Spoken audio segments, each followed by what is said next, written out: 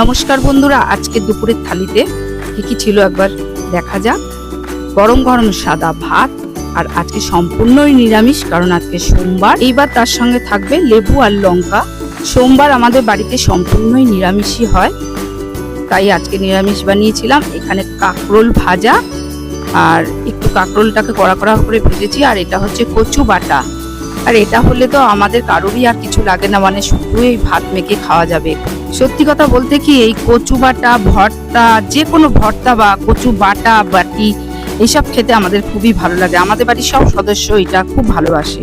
যাই হোক, তারপরে আছে ডাল, মটর ডাল, তারপরে আলু পটল পনির দিয়ে একটা তরকারি করেছি, সুন্দর করে লাল লাল ঝোল করেছি। আর গরমের দিন আম থাকবে না, পাকা আম, 1 গ্লাস জল। বন্ধুরা, এটাই ছিল আমার দুপুরের নিরামিষী থালি। আর থালিটা তোমাদের ভালো লাগলে একটা সাবস্ক্রাইব করো, আর থালিটা তোমাদের কেমন লাগলো সেটাও কমেন্ট করে বলো।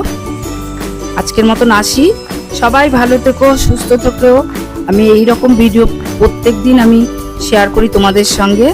আবার পরের দিন কোনো এক ভিডিওর সঙ্গে দেখা হবে, রেসিপির সঙ্গে। টাটা।